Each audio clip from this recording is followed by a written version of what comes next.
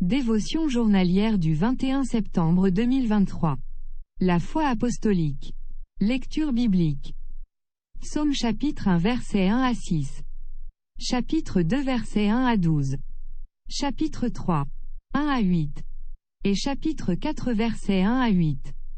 Je me couche et je m'endors en paix. Car toi seul, ô Éternel, tu me donnes la sécurité dans ma demeure. Psaume chapitre 4 verset 9.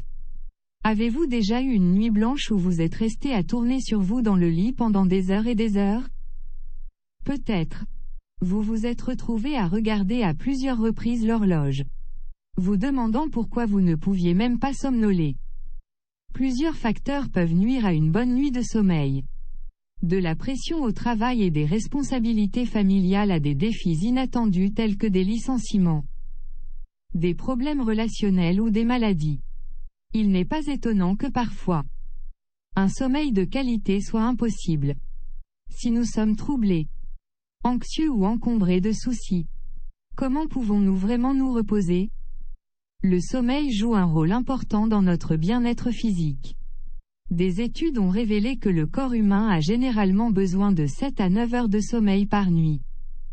Si notre corps ne se repose pas suffisamment, notre métabolisme ralentit et notre appétit augmente. Les fonctions cérébrales sont également affectées. La concentration, l'énergie physique et l'humeur en pâtissent. Nos journées sont beaucoup plus difficiles lorsque nos nuits sont agitées. Dieu a fait que notre corps ait besoin d'être rechargé. Et cela se produit pendant une bonne nuit de sommeil. Bien qu'une bonne nutrition, des exercices physiques et d'autres facteurs influencent également la santé de notre corps. Rien ne peut remplacer un bon repos. Dans le psaume 4, David déclare qu'il peut se coucher et dormir en paix parce que l'Éternel lui donne la sécurité. Lorsque David a écrit cette chanson, il avait des problèmes. Peut-être qu'il l'a composée lorsqu'il souffrait de la rébellion de son fils Absalom, qui était déterminé à détruire son propre père et à usurper son autorité dans le royaume. Ou bien, peut-être qu'il l'a écrit pendant une période de détresse due aux mauvaises récoltes. Quoi qu'il en soit, David a prouvé que le juste peut avoir la paix dans le Seigneur quoique les circonstances extérieures soient périlleuses. Le psalmiste savait qu'il pouvait faire confiance à Dieu et cette assurance lui a permis de déclarer: Je me couche et je m'endors en paix. Car toi seul, ô Éternel, tu me donnes la sécurité dans ma demeure. Bien que nous ne soyons pas en mesure de contrôler tous les facteurs qui pourraient interférer avec notre repos, nous pouvons adopter une habitude qui permettra certainement un meilleur sommeil. Comme David, nous pouvons nous réjouir du soin que Dieu prend de nous. Nous pouvons choisir de décharger nos problèmes sur Dieu et choisir de ne pas nous attarder sur les problèmes et les « et si » de la vie. Les psaumes sont pleins de paroles d'assurance de la présence de Dieu avec les justes. Et cela est un principe de base qui assure un sommeil réparateur. Ainsi, si nous centrons nos pensées sur lui, il peut nous accorder la sécurité dont nous avons besoin pour dormir paisiblement et bien. Contexte. Le livre des psaumes, tel qu'écrit à l'origine en hébreu, est divisé en 5 sous-groupes. Le livre 1 étant composé des psaumes 1 à 41. Tous les psaumes du livre 1 sont attribués à David, à l'exception des psaumes 1, 10 et 33.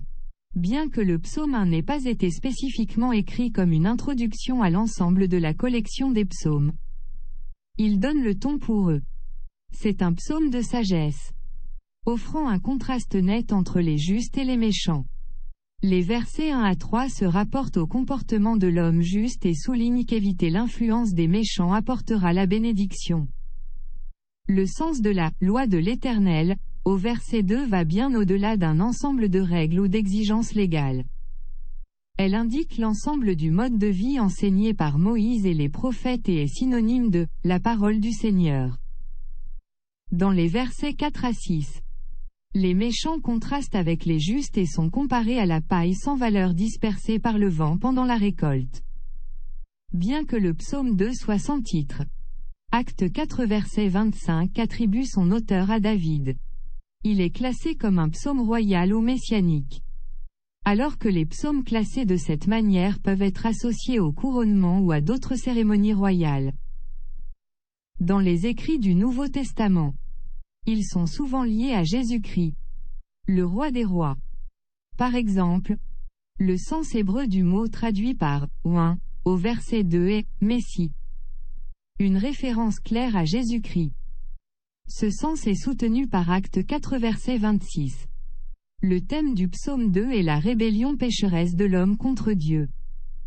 Les nations au verset 1 sont les nations païennes. Les non-israélites qui se sont rassemblés avec l'intention d'insurrection contre le vrai Dieu. La référence du psalmiste au rire de Dieu au verset 4 n'indique pas l'humour, mais plutôt la moquerie de Dieu contre la rébellion volontaire de l'homme contre lui. Les versets 6 à 9 contiennent des références messianiques concernant Jésus et son futur règne millénaire à Jérusalem, quand il régnera glorieusement. Dans les versets 10 et 11, le psalmiste exhorte les dirigeants du monde à exercer leur sagesse en vénérant le Seigneur. À l'époque de David, un baiser indiquait le respect de quelqu'un de rang supérieur. Donc le verset 12 implique que le respect de l'éminence suprême du Messie empêchera sa colère de se déverser. Le psaume 3 est classé comme un chant de lamentation, et est une prière du matin écrite par le roi David alors qu'il fuyait la trahison de son fils Absalom. Il est divisé en 4 strophes, se terminant toutes, sauf la 3e, par le mot pause, qui indique un silence pour la contemplation.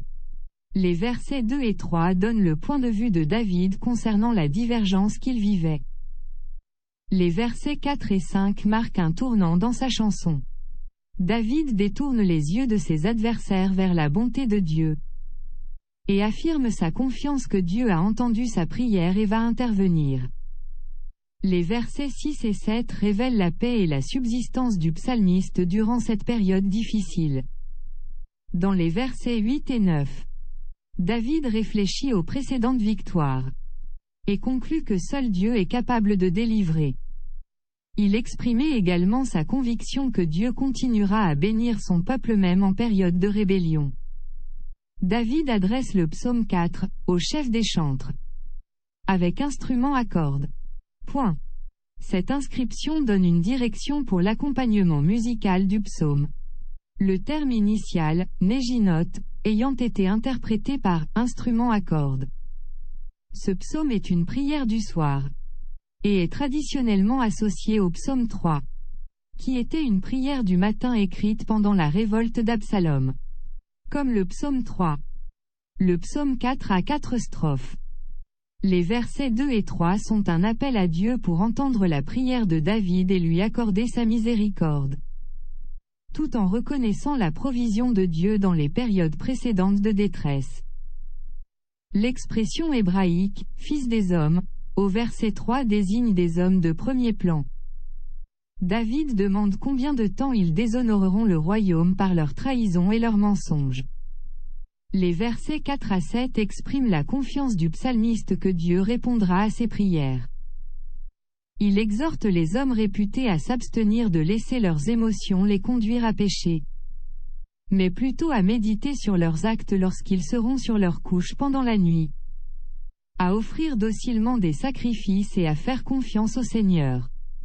Au verset 8 à 9, David déclare que la joie que Dieu a semée dans son cœur est plus grande que la joie d'une récolte abondante.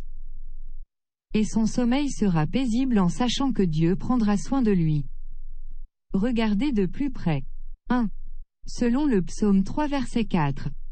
Qu'a fait David lorsqu'il était en difficulté? 2. Dans le psaume 4 verset 5. David dit de « Parlez en vos cœurs sur votre couche. Puis taisez-vous. Pourquoi pensez-vous qu'il recommande de rester tranquille? 3. Quels pourraient être des sujets bénéfiques sur lesquels nous pouvons méditer quand nous sommes couchés? Conclusion. Pour profiter des bénédictions et des avantages d'un sommeil de qualité, nous devons être sûrs que nous avons confié nos soucis à Dieu et que nous nous reposons en toute sécurité en lui.